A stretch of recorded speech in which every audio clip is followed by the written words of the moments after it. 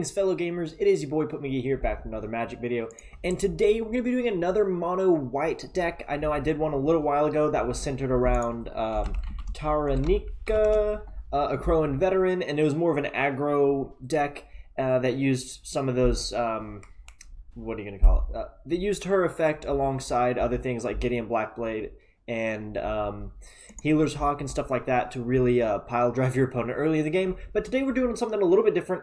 I've been playing around with enchantments a lot, and as you know, if you've been paying attention to Theros Beyond Death, this is a very enchantment-focused set, right? We got a lot of good stuff that either synergizes with enchantments or is an enchantment itself. So we got sagas back. We have in white we have Birth of Meletis, which gets us a plains card on stage 1, and then stage 2 creates a colorless wall artifact creature with Defender, and then on 3 we gain 2 life. And then the bigger saga, excuse me, is Elspeth Conquers Death. You get to exile target permanent opponent controls with converted mana cost 3 or greater.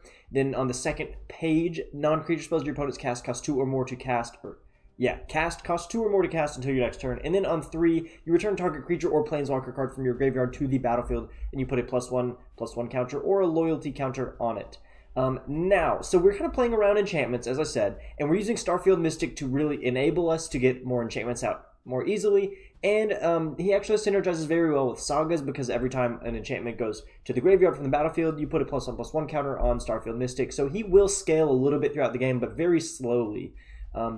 And so we're playing a lot of enchantment removal, essentially. We're playing 4 Conclave Tribunal and 4 Banishing Light. That's about the extent of our removal, though I should add Elspeth Conquers Death. The first page does function as removal, as you exile target permanent and opponent controls with converted mana cost 3 or greater. So later on in the game, this actually is really, really solid removal, and it's permanently exiled rather than temporary like Conclave Tribunal and Banishing Light. So that's why this is so dang good. I'm also trying out a card that has been around for a long time, since War of the Spark, and I've never played with it, but I'm running a single copy of Ravnica at War, which says exile all multicolored permanents, simply because we're running into, we're going to be running into some decks that run multicolored permanents that we really dislike. This is particularly good against Azorius Control, where we have trouble getting rid of Dream Trawlers and Teferis in an efficient manner, and Ravnica at War really demolishes decks like that, that run really important multicolored creatures and planeswalkers. So Ravnica at War is kind of nice. This is, I'm guessing, and if we were playing this more competitively, this would definitely be a sideboard card if included at all, but I do see some value in running at least one copy of it, and I just kind of want to try it out. But we're also running 2 Daxos Blessed by the Sun, which is a new card from Theros Beyond Death here early on that gives us ways to gain life, and it is an enchantment to trigger some other things. So yeah, the main reason we want to gain life is because we're running 3 copies of Heliod Sun Crowned. This is an indestructible 5/5 legendary enchantment creature. It is a god, and whenever you gain life, you put a +1/+1 counter on target creature or enchantment you control.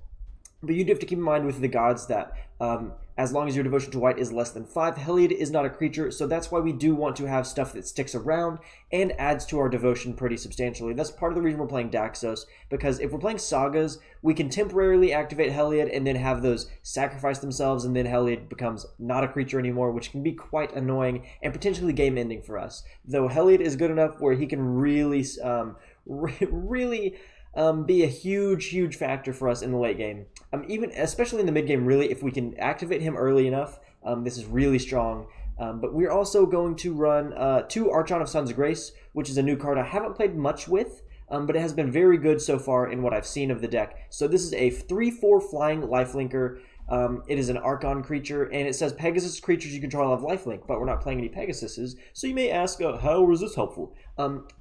Keep in mind, this has a Constellation ability, so this is another creature that synergizes with enchantments. I'm sorry, you probably already know this, but whenever an enchantment enters battlefield under control, you create a 2/2 white Pegasus creature token with flying, and it's going to have lifelink, assuming Archon of Sun's Grace is still on the field. So this is another way to get more value out of our enchantments. This is really excellent, and it adds 2 white mana to our Heliod Sun Crowned devotion, which is quite good.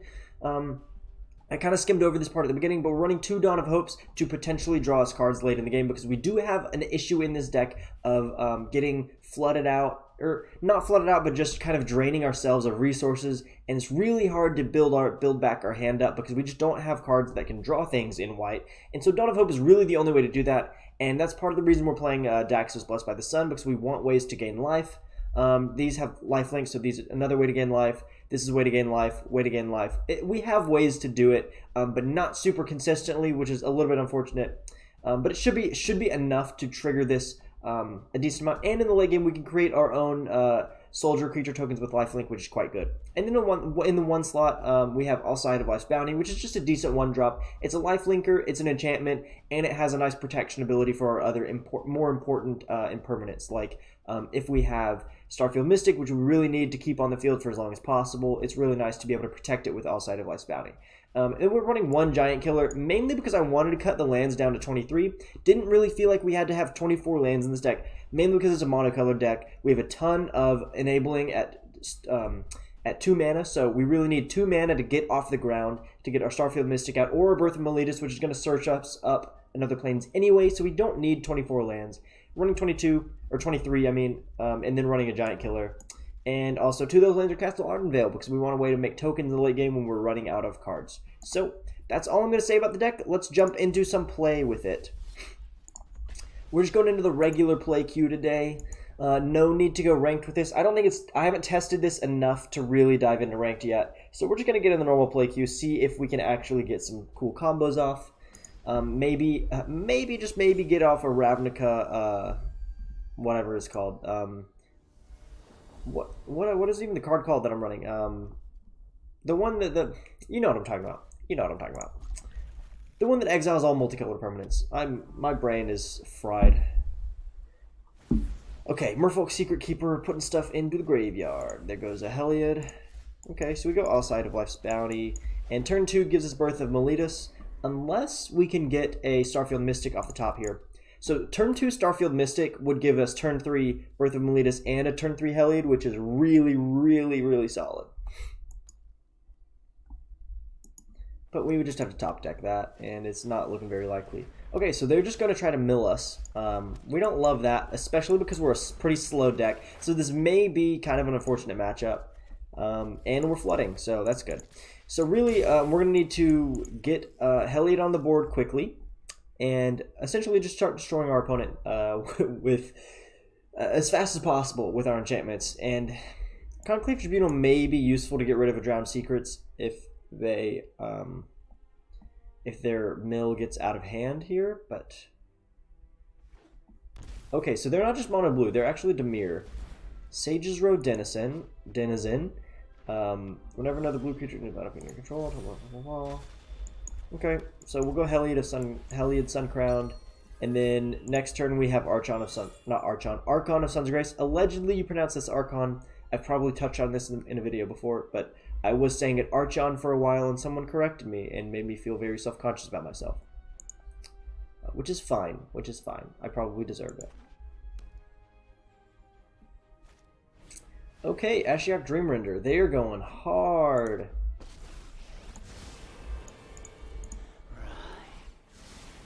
Do we get Heliod?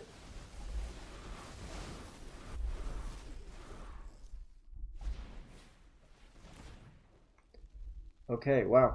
They've pretty much taken out half of our deck now.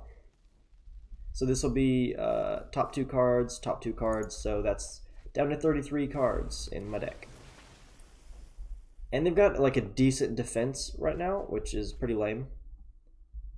Does Archon of Sun's Grace 1, 2, 3, 4, 5? It would, except that I'm sacrificing Birth of Meletus here, so Archon of Sun's Grace actually does not trigger Heliod, which is unfortunate because I really needed that. It's fine. I think we're going to be okay. I'm actually going to put a counter on Outside of Life's Bounty. Go Archon of Sun's Grace here because we're going to need a way to go over the top. Now, I'm just fingers crossed they don't have removal for Archon of Sun's Grace.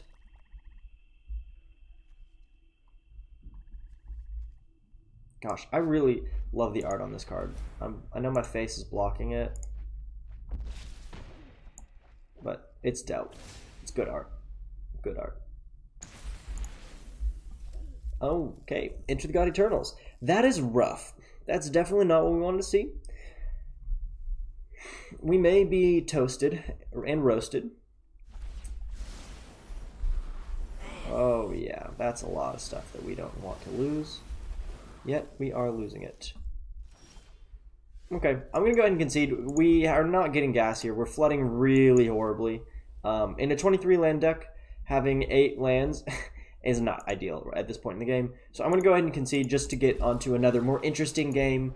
It's kind of lame running it against like kind of a not exceptionally good mill deck in a deck where we really want to control the game. We also don't have a way to combat mill, except to get Heliod activated super early and run them over, which which wasn't happening because we were flooding. So that's fine. I'm okay with that. Those games do happen. I still show them even though they're lame.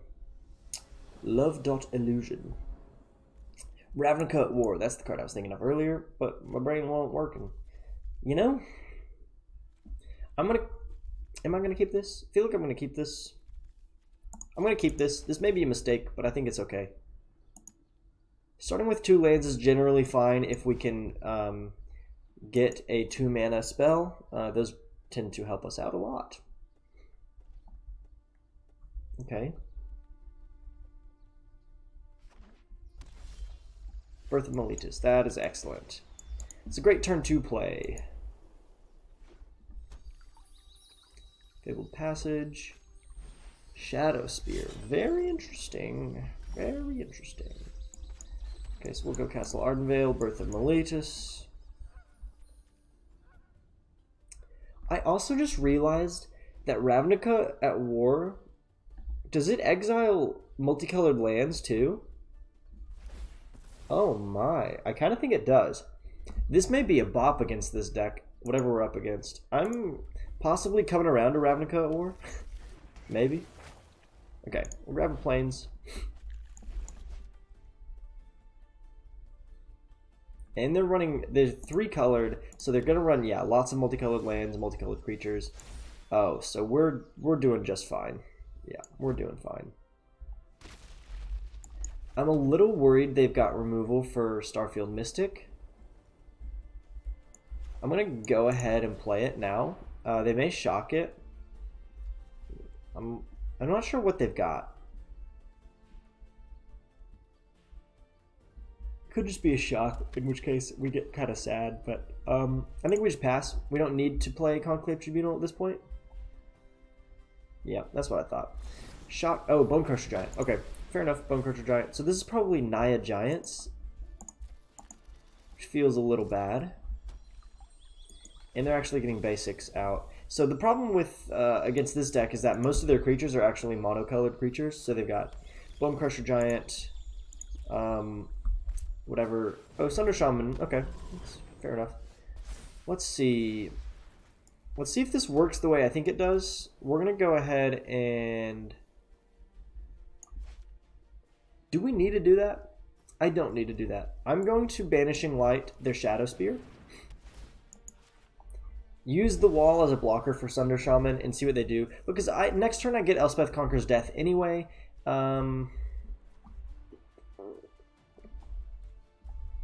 So yeah, we should be okay. Glass Casket. Interesting. That's not great. That is not great.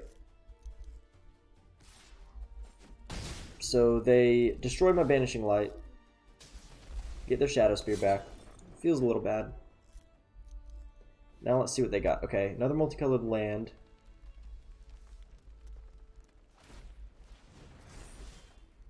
Okay. We're gonna go ahead and Elspeth Conquers Death now. Exile that.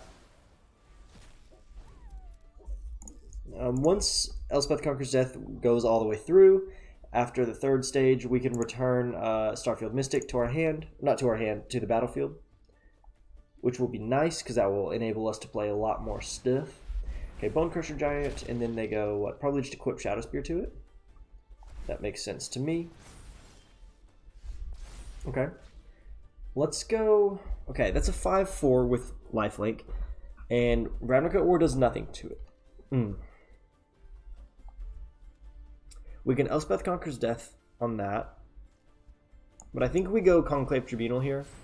Just keep it simple. We don't need to go another Elspeth Conquers Death because we don't want to double up on the third phase. We don't want to get hit the third phase without anything in our graveyard to hit.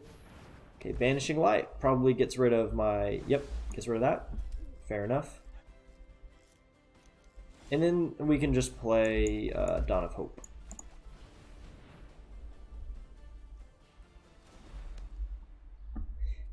Yep, that's fine. We get to make a token here.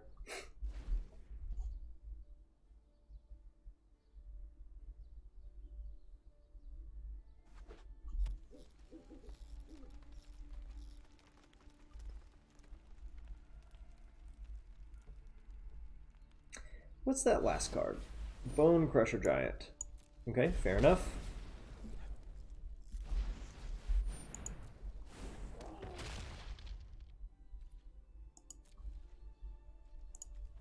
We'll go ahead and trigger that, and then we'll play Elspeth Conquers Death and start gaining some life. Ooh, but Archon of Sun's Grace is so good. Yeah, I think we'll just play that instead. Oh, here's what we can do. We can go Conclave Tribunal. Yeah, we can Conclave Tribunal the Banishing Light. That was hilarious. Okay, so what I was gonna do, I was gonna Conclave Tribunal the Banishing Light, get my Elspeth Conquers Death back, exile their Bone Crusher Giant. Oh, that was gonna be great. I didn't get to use Ravnica at war there because I didn't ever feel the need to do it. But I would have liked to see it exile all their lands, assuming that's how it works. I've never actually used the card, but I think that's how it works.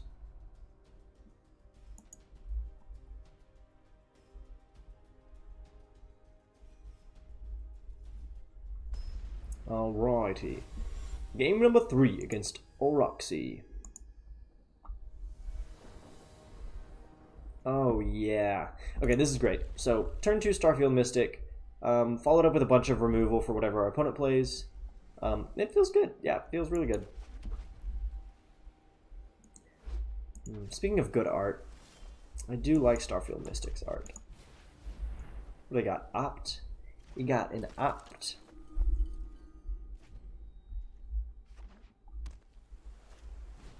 Drowned Secret. So another mill deck, which feels a little bad. I'm going to actually...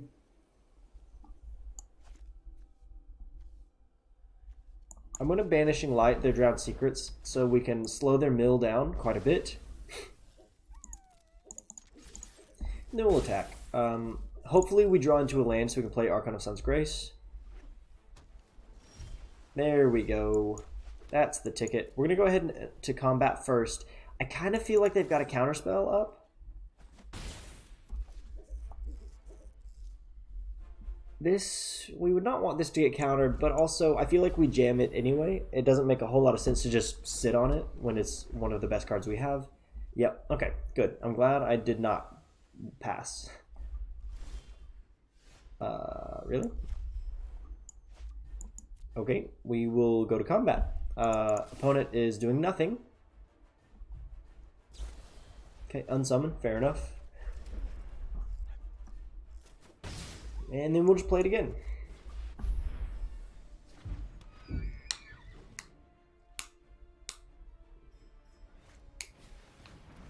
Drowned Secrets 2.0. Okay. Let's go Conclave Tribunal. Get rid of their Drowned Secrets. They probably unsummon, yeah, they unsummon Archon of Sun's Grace. Not ideal, but fine, I guess. Oh, also they're self-milling. Interesting.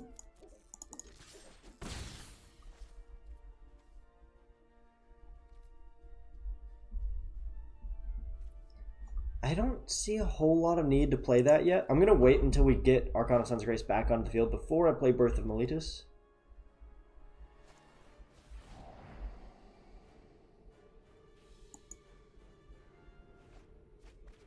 Ooh, Creeping Chill. One of these decks. I do love Creeping Chill. It's like the jank of the century. Yeah, they have not been able to get their 4th land, and I feel really bad for them. Because they're definitely playing Dimir. So let's go Archon of Sun's Grace. Birth of Meletus, they're tapped out, so they can't really do much.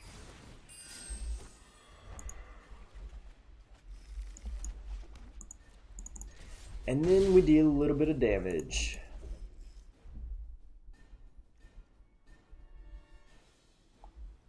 I'm kind of expecting a concede soon. Like, they've gotten nothing. And they've drawn a bunch of cards. Okay, opting. They're trying to go for another land. Bottom. Surely it can't be that bad, right? Like, they can't be this mana starved. Surely. Opting again. Ah, they kept one on top. Is it a land? Okay, self-milling. Just took 3 islands off the top. That feels kind of bad. Yep, let's go attack.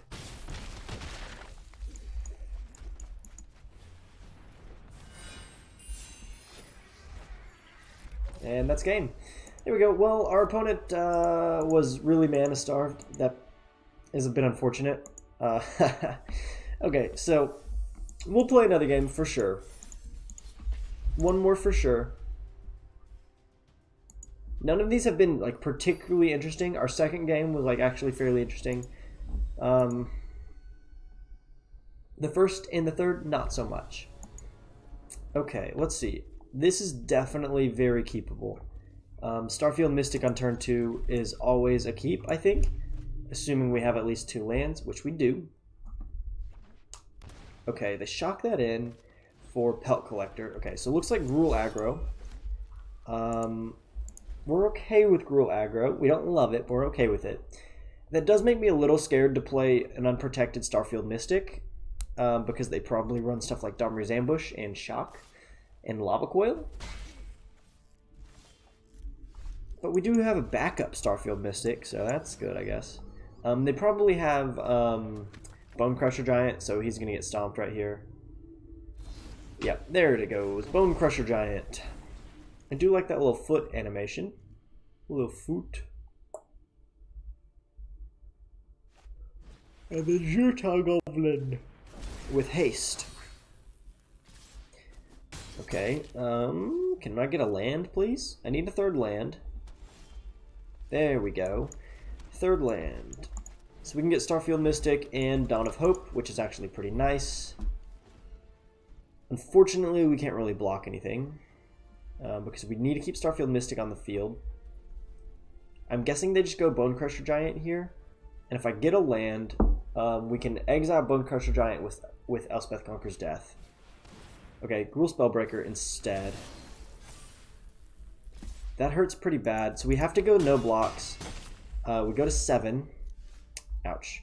What I can do is play All Side of Life's Bounty, and then I can still play Conclave Tribunal.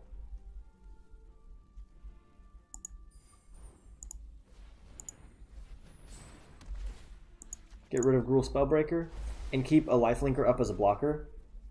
But they're going to give Pelt Collector... Well, no, not if they... Oh, that's actually true. This is a 4-3. So if they play Bone Crusher Giant here, Pelt Collector... They win. That's game. Oh, wait, no, it's not. Because this has lifelink, so I'll go to 1. Sick. I go to 1, baby. You can't stop me. Uh-huh.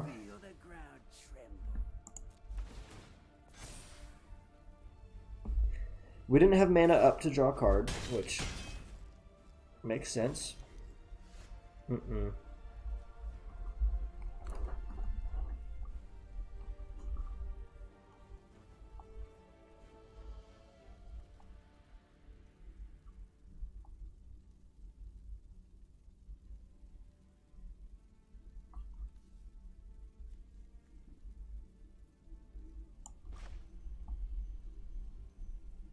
I'm going to go ahead and chop down Pelt Collector now. That's the only way we stay alive.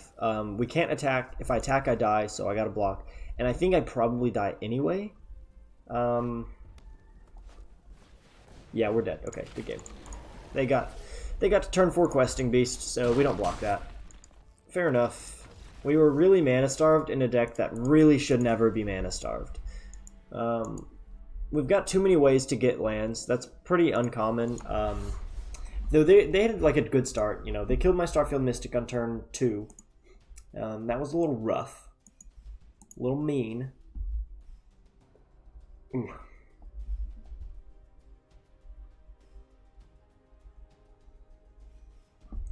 But we'll get into another game.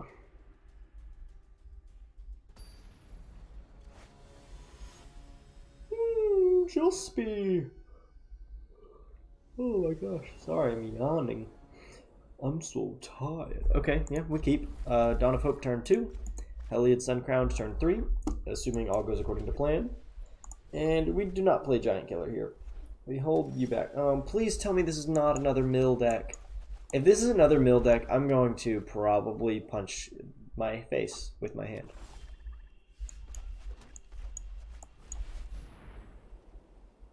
Nah.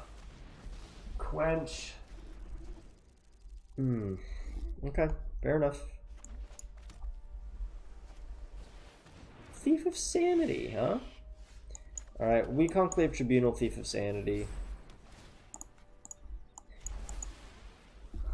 It's not very efficient to just jam Conclave Tribunal like that, but it works, I guess.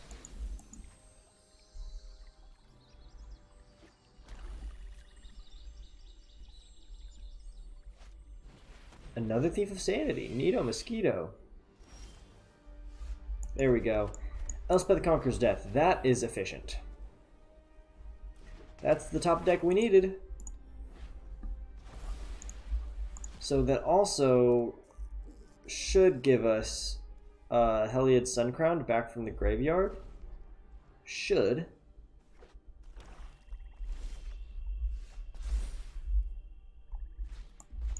So let's go Birth of Meletis here. Grab that Plains.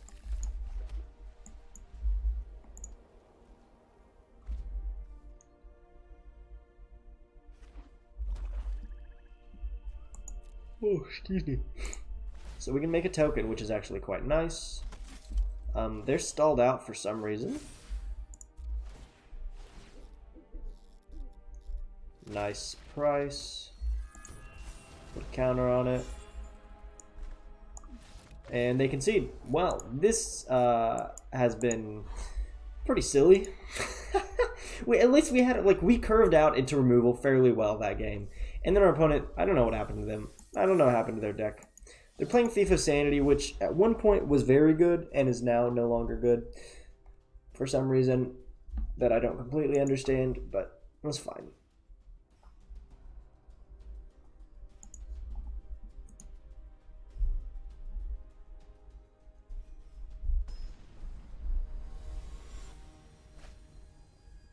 Brandon. Hello, Brandon. Gideon Jura does kind of look like a Brandon, doesn't he? What a chump. What a chump.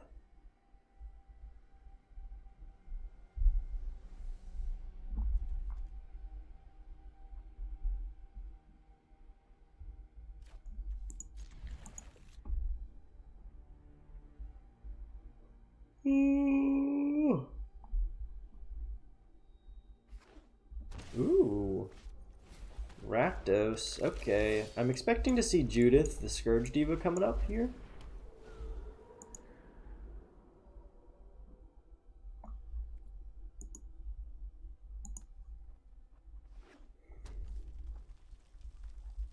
Yep, we'll take the damage. I mean, outside of Life's Bounty is a lifelinker. Stormfish Crusader is not what I really wanted to see, but Birth of Meletis is fine. We have enough ways to gain life that we're not going to get completely run over right here. So no attacks. And they actually get us, they draw some cards, so it works for me.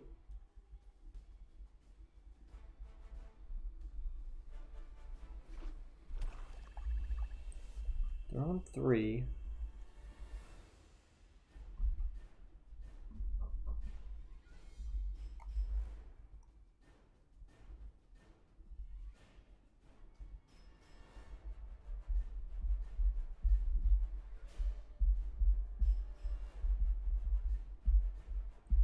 Huh. Okay. Interesting choice to go ahead and Bone Crusher Giant that. I guess they just wanted to get it out of the way for Gutter Bones. That's fine. Drill Bit. Yikes. Okay, that's probably a Daxos or a Giant Killer that goes bye-bye. Or honestly, anything in here is kind of bad for them, so. The problem is that I can't really multi-spell next turn, and I really need to because they are getting ahead. Yeah, bye-bye Daxos. Okay, what do we do here then? We could Conclave Tribunal, their Stormfist Crusader, but it doesn't really do much for me because we still end up taking 2 damage next turn. I think we just go... Maybe we go Dawn of Hope here, actually, instead of Birth of Meletis. Because this is just a way to get blockers. We could have used that last turn. That would have been nice.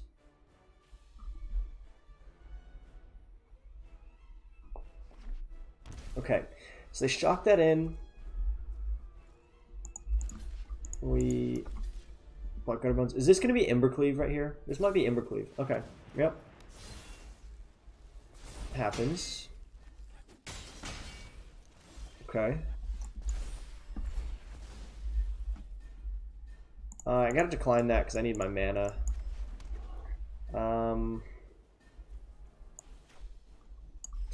I could play out All Side of Life's Bounty, tap it to Conclave Tribunal the Embercleave. That may be our best bet, is to go ahead and Conclave Tribunal the Embercleave. What's the equip cost on this? Let's make 6 damage.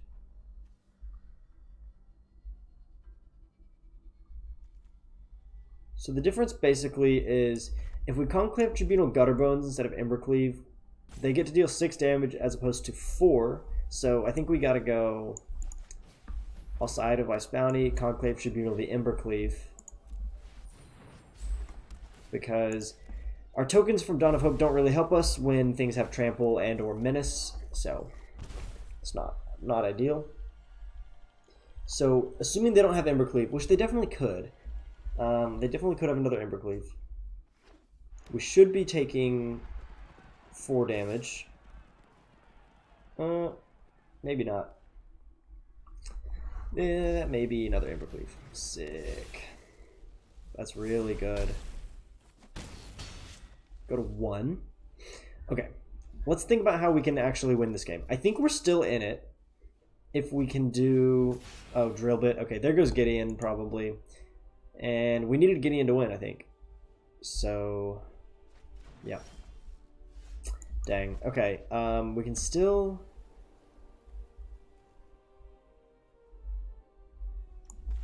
Starfield Mystic. Are we dead?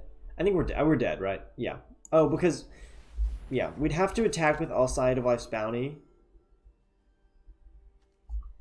in order to gain a life and not die to the Stormfist Crusader trigger at the beginning of the turn. And we just don't have a way to not do that. So that's game. Interesting turn of events with this deck. Every matchup seemed really weird. I think part of the problem is that this deck may not be consistent enough just because we're running 2 of Daxos, 2 of Archon of Sun's Grace, and if we wanted to make this good, it needs to be more consistent. Probably cut Giant Killer and Ravnica War, go 3 Daxos, 3 Archon of Sun's Grace, something like that. That might just make it a little better. Or we need to bump up the curve because we're really dying to stuff that's more aggressive. Like, we died pretty hard to Gruul, we died hard to Rakdos. Though I felt like there were a couple of plays, if things had gone, like, we'd drawn things a little bit differently, more removal, we could have actually made it over the hump in those games, but maybe not. Anyway, let me know what you guys thought of this deck in the comments below. I'm still working on this. I'm not sure it's ever going to be really competitive ready, but it is definitely, if you've got a lot of white cards just randomly lying around, put them together and make yourself a deck. This is one way to do it. I've enjoyed playing this. I really like stuff with Elspeth Conquers Death. We didn't get to see a ton of Archon of Sons of Grace, but every time it showed up, it was kind of a game ender for opponents. Like, they conceded for the most part. So that was pretty fun. Anyway, thanks guys for watching, and I'll see you in the next one. It's been real. Peace.